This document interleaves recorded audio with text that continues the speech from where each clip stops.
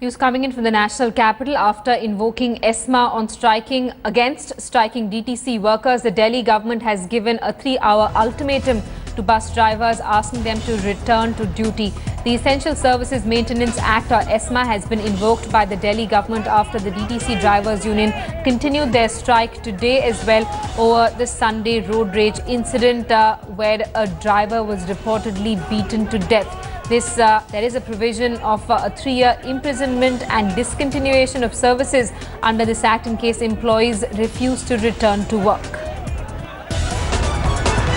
Let's get a word from Jugal Purohit, who's with us on the phone line.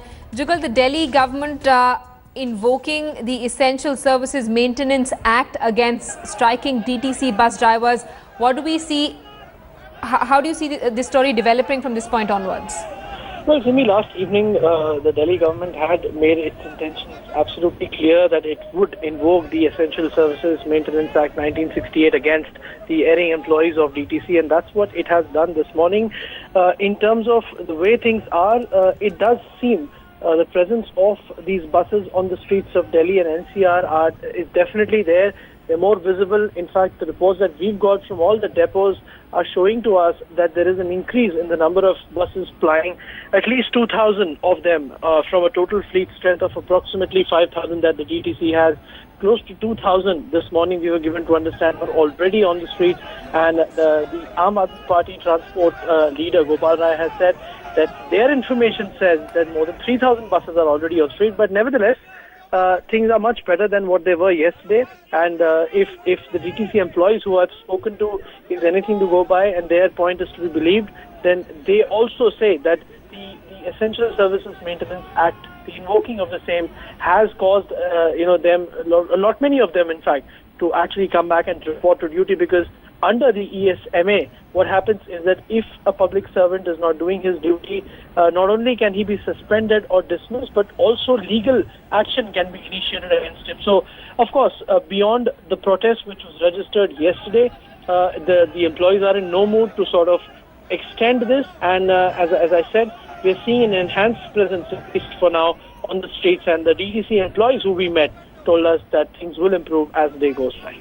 All right, and Jugal, what happens to their demand of an increased compensation for that driver who was killed in an alleged incident of road rage on Sunday? We'll have to wait and watch for that, because the Delhi government has already declared 5 lakh as compensation. They're already offering a government job to the relative of the deceased. Now, whether or not the Delhi government is in the mood to enhance it remains to be seen for now, Simi. And Jugal, this is also turning into a political blame game of sorts. We saw the BJP, the Delhi BJP unit, holding a candlelight march from Parliament Street to Jantar Mantar, demanding justice and increased compensation for the family of the driver. Well, you see, the Aam Aadmi Party government in Delhi has been maintaining that the strike is completely illegitimate and it's also political. We are also aware that yesterday the BJP and the Congress had both, in fact, said things exactly similar to what the striking union has been speaking about.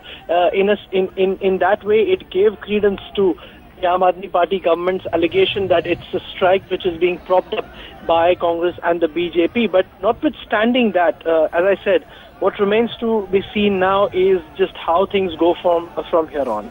Jugal, thanks so much for that update.